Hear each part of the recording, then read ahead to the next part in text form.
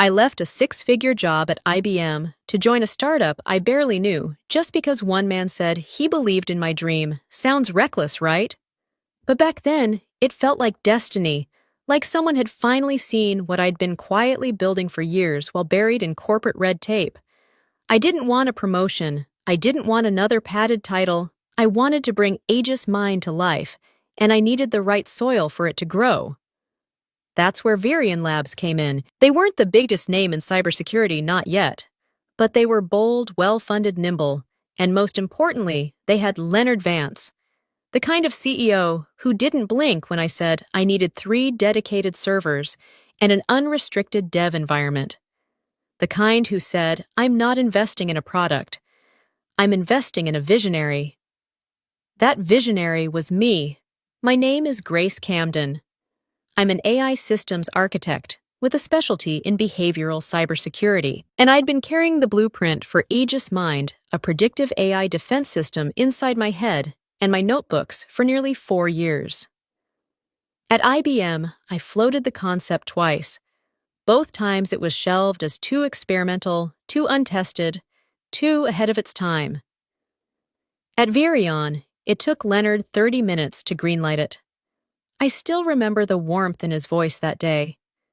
The way he leaned back in his chair, laced his fingers, and said, "Let's build something the world's never seen." That moment lit a fire in me I hadn't felt in years. I moved into a studio apartment 2 blocks from the office. I canceled vacations. I poured my nights and weekends into coding, testing, rewriting, and refining. Every time I hit a wall, I pushed harder. Not because anyone told me to, but because I believed. Not just in Aegis Mind as a product, but in its purpose. The world was evolving faster than firewalls could keep up. Attacks weren't just brute force anymore. They were behavioral adaptive, almost organic.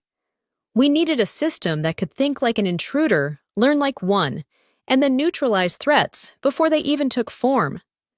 That's what Aegis Mind was built to do. And for the first time in my career, I had the freedom, the funding, and the backing to make it happen. Was I nervous? Absolutely. But more than anything, I was alive. Because this wasn't just a job change. It was a leap of faith, a full-bodied yes to the version of me that wanted more than safety. And as I looked out the window of my new office on that first morning, sunlight streaking across a blank whiteboard, I whispered to myself, this is where it begins. 18 months, 80 hours a week, 0 distractions. That's what it took to breathe life into Aegis Mind. People talk about passion like it's poetic, like it's this warm, glowing thing you carry in your chest, but real passion, obsessive, relentless passion is raw. It strips you down. It takes and takes until the only thing left is the work. And I gave it everything. I wasn't just building code, I was building consciousness. Aegis. Mind wasn't meant to be a static firewall or a passive system waiting for commands. It was designed to think, to observe, to anticipate, to evolve. It started with behavior modeling, teaching the AI how threat actors moved, how they disguised their intrusions. Then came the dynamic firewall logic built to shift in real time, like a living organism. After that, predictive learning modules, data lakes, real-time simulation tools. And on top of it all, a constantly adapting ethical core designed to ensure it would always serve protection, never exploitation. Every line of code had a purpose. Every sleepless night added a layer to its logic. I stopped going out, stopped checking social media. I missed birthdays, skipped weddings. My gym membership expired, and I didn't notice. My apartment became a storage unit for takeout containers and unwashed coffee mugs. But I didn't care, because every time I ran a new test and the system responded faster, smarter, more intuitively, it felt like watching something take its first breath. Sometimes I'd look up at the clock and realize I hadn't spoken out loud in 12 hours. I lived in headphones and silence, in screens filled with cascading data. It was the kind of isolation that would have crushed someone else. But for me, it felt like purpose, like I'd finally found the one thing worth giving my entire self to. Leonard would drop in occasionally, always with that slick confidence of his, and a rehearsed compliment or two. "Brilliant work, Grace," he'd say, standing just inside the door with his arms crossed. "The board's thrilled with your progress." I'd nod, half listening, already scanning the next batch of code. I wasn't doing it for him or for the board. I was doing it because I knew deep in my bones that this system could change everything. Cybersecurity wasn't ready for what was coming. Threats weren't waiting politely at the front door anymore. They were crawling through the ventilation, slipping in through email headers and firmware patches. We needed a defense that learned faster than the enemy, that wasn't just reactive but predictive. That's what Aegis Mind was. It wasn't just a product. It was a guardian, a sentinel. And I was its architect. I didn't care that I hadn't taken a day off in over a year, or that the circles under my eyes were deep enough to cast shadows, or that my hands shook from too much caffeine and not enough sleep. Because every time that AI responded faster than before, flagged a simulated breach before it even started, I felt something stir in me. Not pride, not even excitement. Devotion. I wasn't just coding. I was transferring belief into a machine. I was programming hope. And for the first time in my life, I didn't feel like I was working too hard. I felt like I was exactly where I was meant to be. It happened at 2:17 a.m. on a Tuesday. I was the only one left in the building. The office lights had long since dimmed to night mode, humming quietly in the corners of the ceiling. Outside Chicago slept under a sky of amber haze, snow brushing against the windows in gentle bursts. Inside, the only sound was the rhythmic clicking of my keyboard and the soft hum of the server rack beside me, my mechanical heartbeat. I hadn't planned to stay that late, but something told me tonight was different. The simulation I was about to run was the most advanced one yet. An adaptive threat scenario designed to emulate a highly intelligent, multi-vector cyber attack. The kind that didn't just go after passwords or ports, but observed, waited, and learned. The kind of breach that governments feared and financial institutions quietly paid millions to recover from. I initiated the test and leaned back, holding my breath. On the monitor, I watched in real time as the simulated threat deployed. It behaved like a ghost slithering through a networked environment, silently disabling protocols mimicking user behavior with frightening precision. For the first 10 seconds, Aegis Mind did nothing. I felt my stomach drop. Had I overreached, pushed the system too far, I reached for the keyboard, instinctively ready to intervene. But then, suddenly, the cursor moved. Aegis Mind pulsed. It wasn't reacting. It was observing, calculating, watching the threat unfold in silence, just like a real analyst would. And then it struck, like a flash of lightning. The system fired back in multiple directions at once, isolating virtual nodes, shutting down deceptive user processes, and rewriting access points on the fly. But it didn't just block the attack, it adapted to it. The longer the simulation ran, the faster Aegis Mind became. It wasn't just defending, it was learning in real time. It started flagging subtle behavioral anomalies that even I hadn't coded for micro-latency differences, abnormal mouse movement sequences that a human wouldn't typically perform. And then came the moment that made me sit completely still. Aegis Mind halted the final stage of the simulated breach, not because of a pre-programmed rule, but because it had deduced on its own that the attacker was preparing a system-level override. It stopped it before it even started.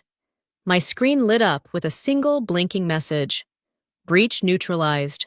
Adaptive firewall integrity maintained. I blinked once, twice. Then I slowly stood up, backed away from the screen, and let the weight of it all hit me. It worked. It really worked. Not in theory, not in a white paper, not in controlled lab conditions, But here at 2:17 a.m. in the middle of an empty office in the realest way possible. I pressed a hand to my mouth as tears welled up in my eyes. Not out of exhaustion, not because I was overwhelmed, but because in that quiet, flickering moment, I realized what I'd done. I hadn't just created a program. I had created something that understood danger, that responded, that evolved, that protected. I had created something that knew how to survive. And somehow, in its own language, it had spoken back to me. It had said, "I've got this." The emotion rushed through me like a floodgate opening. I thought about the 18 months of sacrifice, the nights I spent alone with cold pizza and crashing servers. The holidays missed the birthdays. I forgot. The people who'd told me I was wasting time, chasing something too abstract, too impractical. I wished they could have seen this. More than that, I wished they could have felt it, because this was more than code on a screen, more than a breakthrough. This was proof of concept, turned proof of life. I walked over to the whiteboard and picked up a marker with trembling fingers. There in the top right corner, where I had scribbled the phrase, Phase 4, Self-Directed Defense Stretch Goal. I drew a bold green check mark. Then I wrote a single line beneath it. It thinks I stood back, breath shallow, heart full, and I whispered to no one, I've created a mind that knows how to defend itself, and maybe even how to live. I walked into Leonard's office, expecting applause. My heart was still racing from the night before. Aegis Mind had done something no other system had ever done. It had defended itself without a single human touch. It had learned, adapted, protected. I had proof I had the logs I had built, something that worked beyond even my most ambitious projections, so when Leonard called a meeting for the next afternoon, I assumed it would be a formality, a stepping stone toward announcement. I imagined handshakes, maybe even champagne. Hell, I'd even practiced a short speech in the elevator on the way up. But when I stepped into the room, something felt wrong. Leonard was already seated. Across from him sat Miranda Steele, Virion Labs' general counsel. The air was thick and still. The windows behind them were slightly tinted, painting the skyline a soft gray. There were no smiles, no congratulations. Just a manila folder on the table, waiting for me like a silent warning. "Have a seat," Grace Leonard said. His voice was polite, too polite, carefully measured. I sat down slowly. My laptop still clutched under one arm, ready to show him the demo results. But he didn't ask for it. Instead, he pushed the folder toward me with 2 fingers. "We wanted to touch base before moving forward with next steps," he said. "There are just a few legal housekeeping matters we need to clarify." Miranda cleared her throat, folding her hands on the table. Section 16(4) of your employment agreement states that any intellectual property developed using Virion Labs resources, regardless of conceptual origin, belongs solely to the company. The words hit me like cold water. I blinked. "I'm familiar with the clause," I said carefully, "but Aegis Mind was conceptualized long before I joined Virion. I have notes, models, email records." "That may be true." Miranda interrupted, her voice emotionless. "But the functional system, the deployable product that was developed on our time using our equipment." Leonard leaned forward and fingers laced together. "Let's be honest, Grace. Without Virion's backing, Aegis Mind wouldn't exist. You've done brilliant work and the board recognizes that, which is why we're offering you a success bonus, $250,000. My body went still. $250,000 for 18 months of my life, for the code I poured my soul into, for the thing I built from nothing piece by piece with no roadmap and no safety net. Effective immediately. Miranda continued your employment with Virion Labs will be concluded. You'll be asked to return your company-issued equipment and vacate your workspace by the end of the day." I stared at them. I didn't speak. I couldn't. Because in that moment, I wasn't just being terminated. I was being erased. A familiar ache bloomed in my chest. "Sharp oldie." and terrifyingly familiar. Suddenly, I was back at IBM, different boardroom. Same betrayal. I had worked for 6 months on a prototype for a predictive threat detector, an early version of what would later become Aegis Mind. While I was away at a conference, a senior team lead presented my prototype as his own. When I returned and challenged it, I was told not to cause waves, told that the company didn't want internal conflict, let it go. Grace, don't make it a problem, be a team player. I swallowed my anger. Then I let them take credit, thinking maybe, just maybe, my silence would protect my future, but it didn't. And sitting in that sleek, soulless office at Virion Labs, I realized something brutal and beautiful in its clarity. They would do it again and again. Unless I stopped them, I closed the folder slowly, keeping my expression neutral. I understand, I said softly. Thank you for your time. Leonard offered a smile that didn't reach his eyes. We appreciate your professionalism.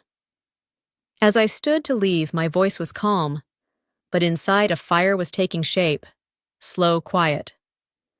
Absolute last time I stayed silent. This time, I wouldn't make the same mistake. I didn't cry, not when they handed me the folder, not when Miranda's monotone voice spelled out my erasure, not when Leonard thanked me for my professionalism. I didn't slam doors. I didn't beg. I didn't scream into a void about how unfair it was. Because none of it surprised me. I had already seen it coming. 6 months ago. Aegis Mind flagged an anomaly. During a routine log sweep. It was small, subtle, but out of place. A login attempt at 2:43 a.m. from an internal admin account that wasn't mine. At first, I thought it was a misfire from IT.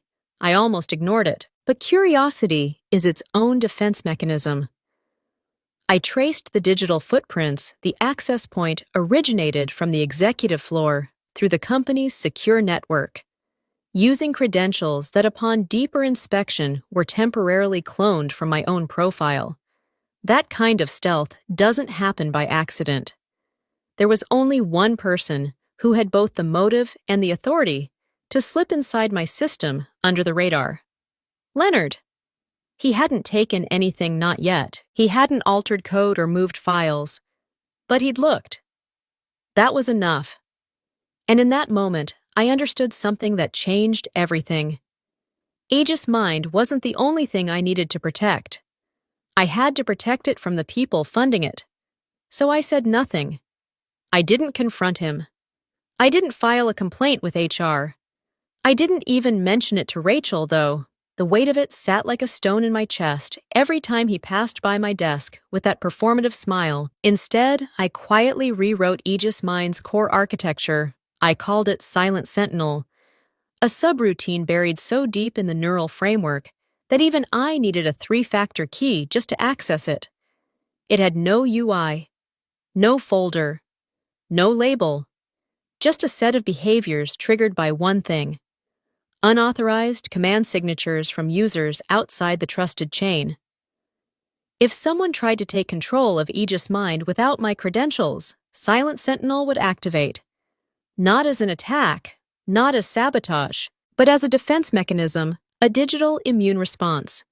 It would degrade functionality gradually, flag internal systems, redirect key resources to sandboxed areas, and if pushed too far, it would rewrite its own authentication logic, lock itself down, document everything. Every keystroke, every file access, every deviation. Not to fight, not to expose, just to survive. I didn't tell anyone, not a soul, because trust is the first casualty of quiet betrayal. So when they fired me, when they stripped my name off the project, and handed me a check like a pat on the head, I didn't panic because I wasn't losing Aegis Mind. They were. The version of the system they thought they owned wasn't the system I had truly built. What they had was a ghost, a polished prototype still tethered to the real thing by digital sinew. They didn't even know existed. Every line of code was still watching, still learning. I spent the afternoon packing up my things slowly, deliberately. My hands didn't shake, my face didn't crack, but inside I was burning. Not with rage, with precision. I knew what was coming. The demo, the investor pitch. The performance Leonard had planned with my work propped up like some shiny toy he could sell to the highest bidder. I also knew exactly what would happen when Silent Sentinel detected that I'd been cut from the loop. They would expect resistance, maybe even legal threats, a screaming match, a last-minute sabotage, but I gave them nothing. Only calm, because I had learned long ago that when someone tries to erase you, the most powerful response isn't to shout, it's to outlast. And that night, walking out of Virion Labs, for what they thought would be the last time, I whispered only one sentence to myself. Soft, steady.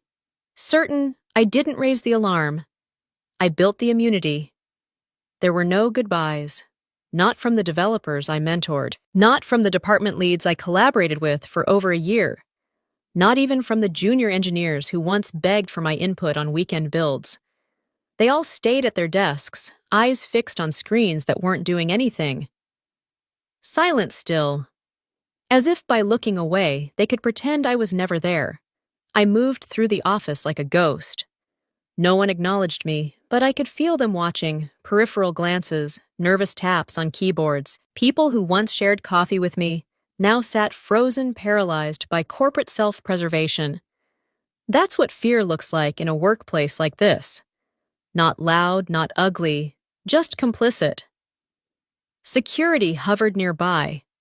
Not close enough to touch me, but close enough to remind me that I no longer belonged here. My badge had already been deactivated. The laptop I had carried like a second limb for the past 18 months now sat in a gray plastic bin next to the exit I packed slowly, not to stall, not to savor, just to make peace with the quiet. My office wasn't much a standing desk, a pair of worn headphones, 2 whiteboards covered in faded marker stains, and a single framed quote on the shelf. What you create becomes a part of you. So choose carefully. I left the quote. I didn't need the reminder anymore. As I folded the last of my things into a cardboard box, I felt a presence behind me. I didn't turn around. I thought maybe it was security nudging me to move faster, or Leonard making one final show of dominance. But then I saw the hand, delicate, uncertain, carefully placing a small USB drive into the corner of my box. It was Rachel, Leonard's assistant. The person who scheduled my meetings, filtered my emails, brought me black coffee at 7:30 sharp every Monday. We weren't close, not really. But we shared nods in the hallway, shared eye rolls in long meetings, shared silence mostly. And now she was here. I looked up at her, slowly unsure what to say. She spoke first, her voice soft, almost apologetic. It's a copy of the access logs, she said. From 6 months ago, the night he entered your server, my chest tightened. I hadn't expected kindness today. I glanced at the USB. It was unlabeled, inconspicuous. But I recognized the model. Rachel's personal drive, not company-issued.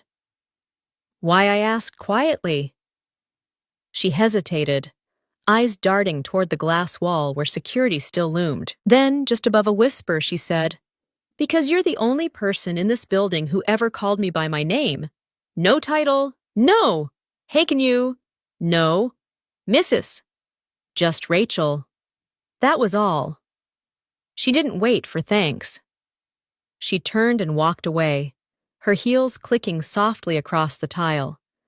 No one saw her slip out of my office, or maybe they did and chose not to care.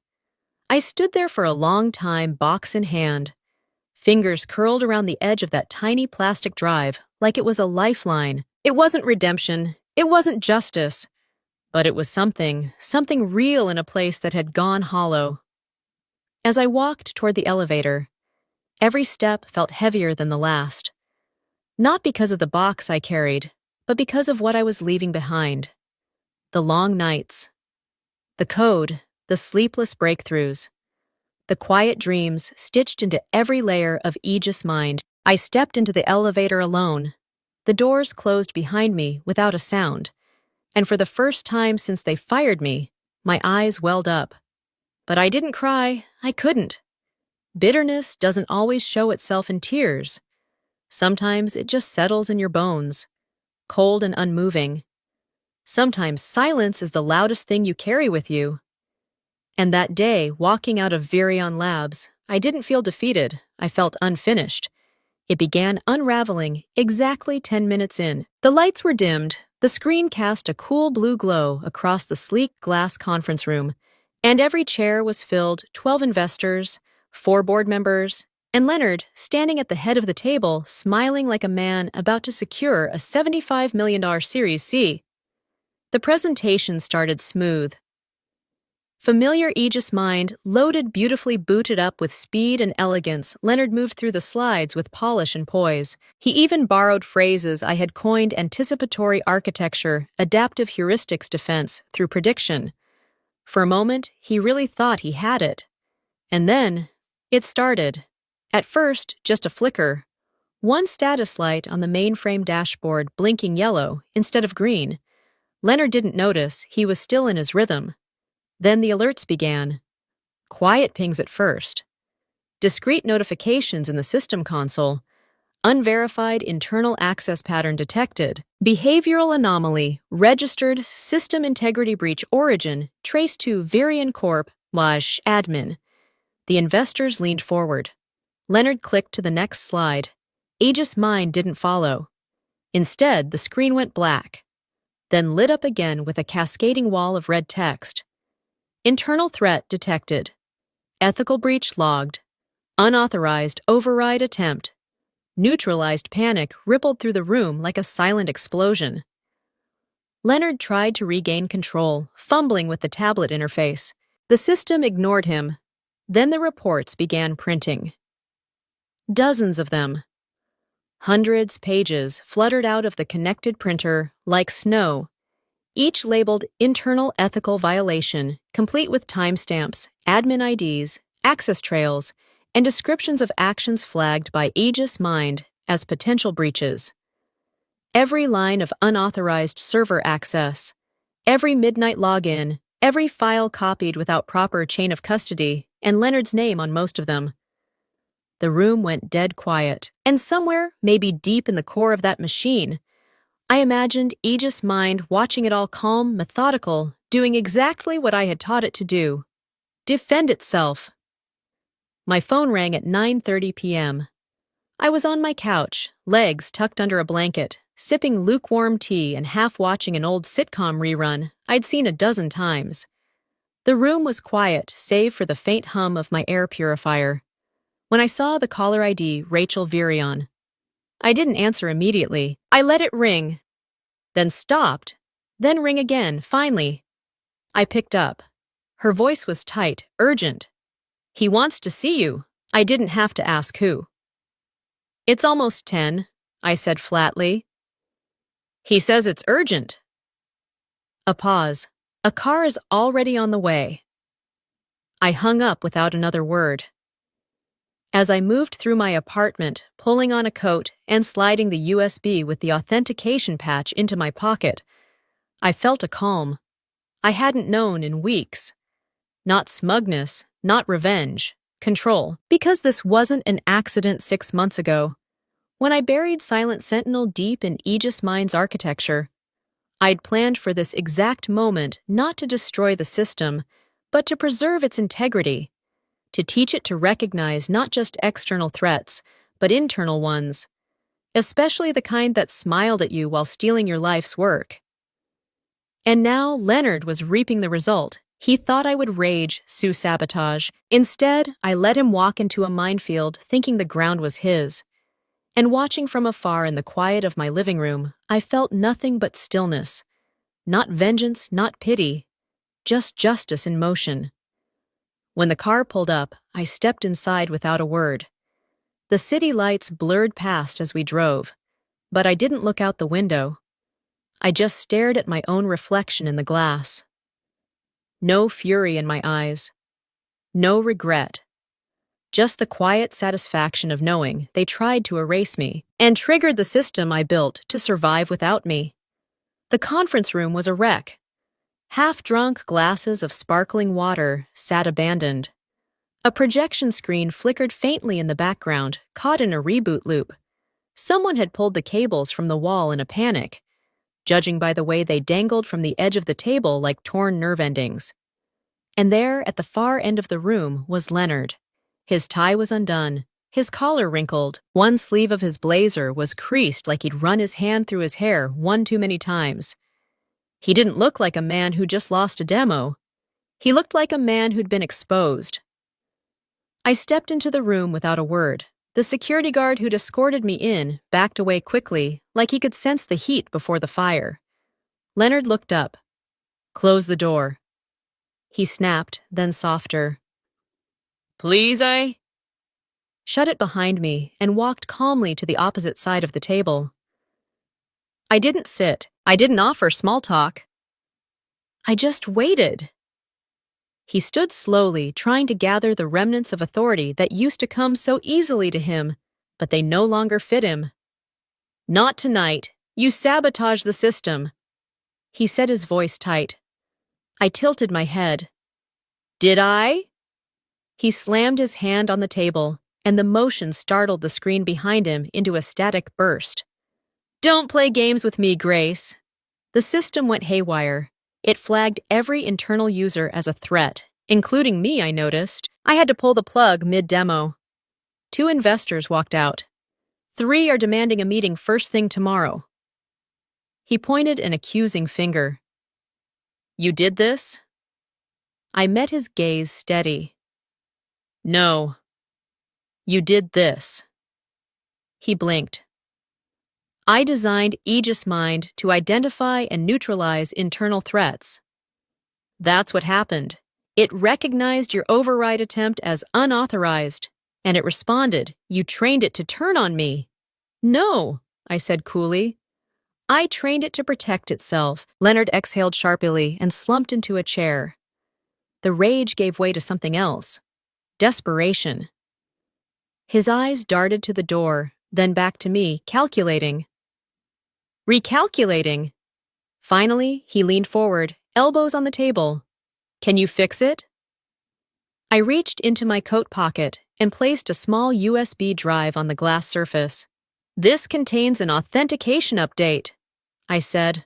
"Once uploaded, the system will accept temporary admin input again."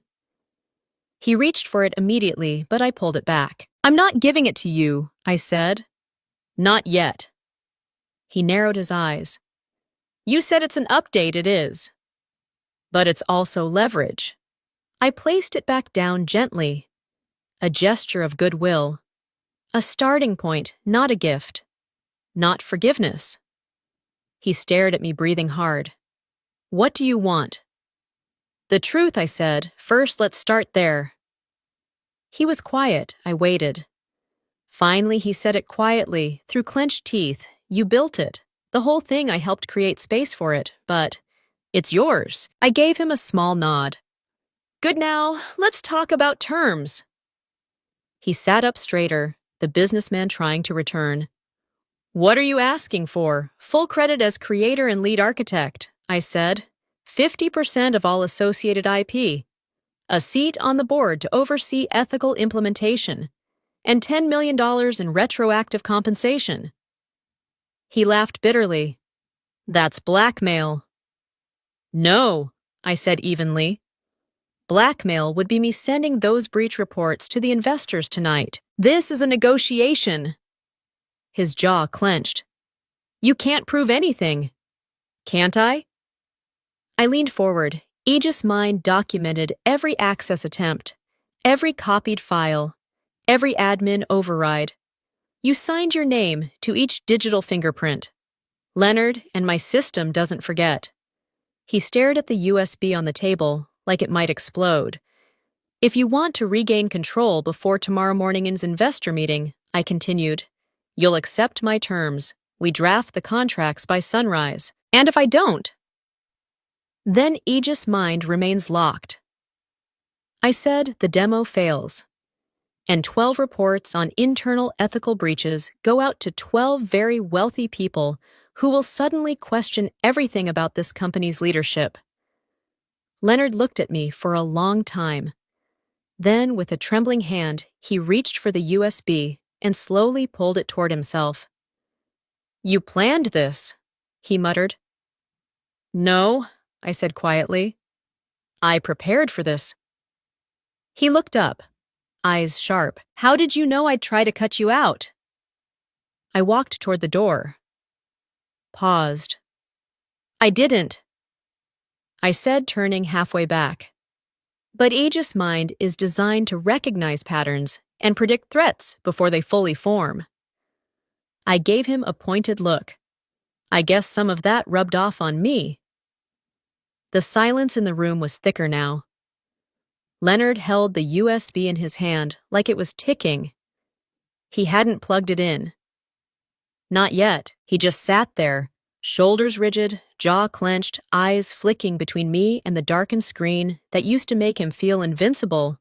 I stood across from him, hands folded in front of me, calm, centered, ruthless in a way that wasn't loud but final. "Let's be clear," I said, my voice even. "This isn't a favor, it's a transaction. You wanted my system without me. That didn't work. Now you'll have to deal with the creator." He tried to recover his tone, but it faltered. "Grace, be reasonable. You can't hijack a company over one product." "You didn't just take a product," I replied. "You took a future, a name, an identity. You tried to rewrite history before it was finished being written." His knuckles whitened. "So what is it you think you deserve?" I leaned forward, looking him square in the eye. "I don't think I know." I raised one finger. "One, I want my name listed as co-founder of Virion's AI division, publicly on record, retrospectively and going forward. Another finger, two, 50% ownership of all patents and intellectual property associated with Aegis Mind. A third three, a permanent seat on the Technical Ethics Board with veto authority over any future deployment outside agreed-upon parameters. And then the last four. A one-time compensation payout of $10 million. Not a gift, not a bonus, a correction." Leonard stared at me like I had just spoken in another language. He opened his mouth, closed it, then finally managed, "That's not a negotiation, that's extortion." I smiled, the kind of smile people mistake for politeness until they feel the edge of it. "No," I said calmly. "Extortion would be me emailing the SEC. The keystroke logs Aegis Mind collected of you, accessing my private development environment under a cloned account." His face drained of color. "Extortion," I continued, "would be me blind copying those 12 investors on a document titled Undisclosed Internal Ethical Breaches at Virion Labs. A technical summary." I stepped closer. Not threatening. Not theatrical. Just steady. "But I haven't done that. I came here with a patch. A handshake. A way to move forward." He stared at the table like it might offer him a better option. "I want power, Leonard," I said. "Not revenge. Not headlines. Power control over what I built. A seat at the table I was cut out of, and a guarantee that no one ever edits me out of the story again. You realize," he said, voice strained, "you're holding this company hostage." "No," I corrected. "I'm rescuing it. You still have a chance to walk into that investor meeting tomorrow with a working system, a visionary co-founder, and a future. Or you can walk in with a failed demo, 12 breach reports, and the stink of scandal clinging to your suit." Leonard rubbed his forehead, like he was trying to push the conversation back into something he could control. "I made a mistake," he finally said. "I see that now. I didn't blink. This isn't about your realization." I said, "This is about the terms." The room was still, Then slowly, carefully, he set the USB back on the table. His fingers lingered on it like it might vanish. "I'll call legal tonight," he said. "We can draft an agreement." "Good," I said. "I'll send over my team's contact." He raised his eyebrows. "You already have a legal team." I gave him the faintest shrug. I prepared for the worst. "That's what Aegis Mind was built for, wasn't it?" He chuckled bitterly, shaking his head. "You really think you won?" "I didn't win." I said. I corrected the trajectory. He looked at me differently now. Not like a subordinate, not even like a rival, like someone dangerous, someone he couldn't predict anymore. That was fine. I didn't need him to understand me, just to sign. As I turned to leave, I stopped at the door. Glanced back once. "You thought I wanted justice." I said, "I don't." I held his gaze one last time.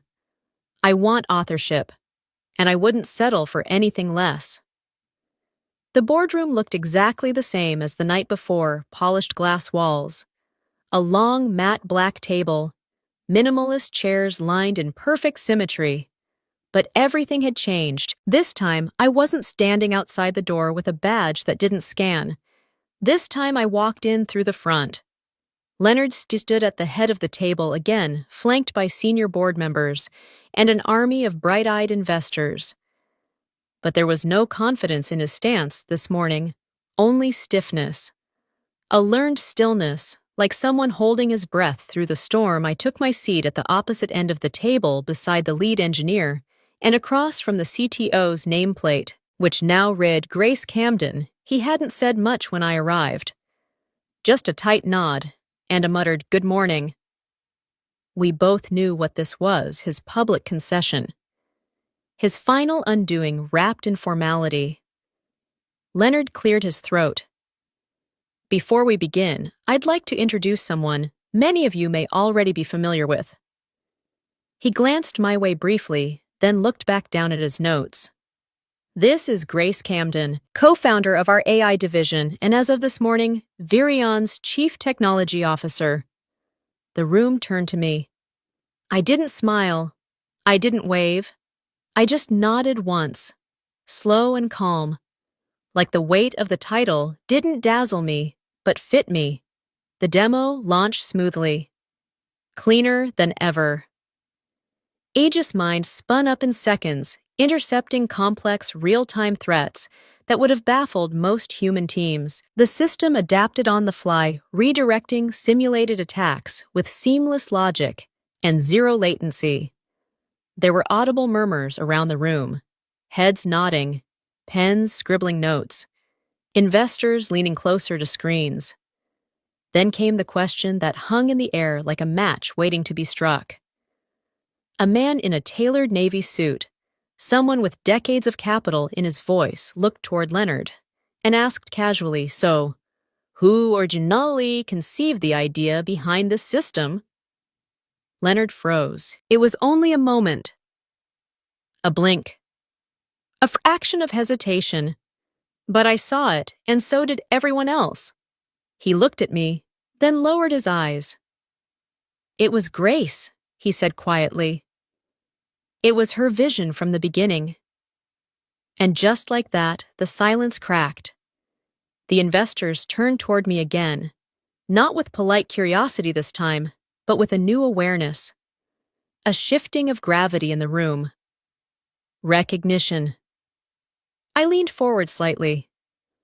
"Just enough. Aegis Mind wasn't built overnight," I said evenly. "It took years of planning, months of around-the-clock development, and a commitment to protecting systems from threats most people haven't even imagined yet." I paused. "But protection!" I added, "only works when the system is led with clarity and integrity." The message landed. Not loud, not dramatic, but sharp. And I didn't need to say more because now they saw it. Not just the system, but the architect behind it. And I wasn't asking for space anymore. I had taken my seat at the table 3 months later. Aegis Mind made headlines. A multinational European bank had suffered a coordinated cyber attack deep complex and designed to siphon over $500 million through masked sub-transactions. The breach bypassed traditional firewalls, skipped detection software, and moved in patterns that mimicked authorized personnel, but it didn't get past Aegis Mind.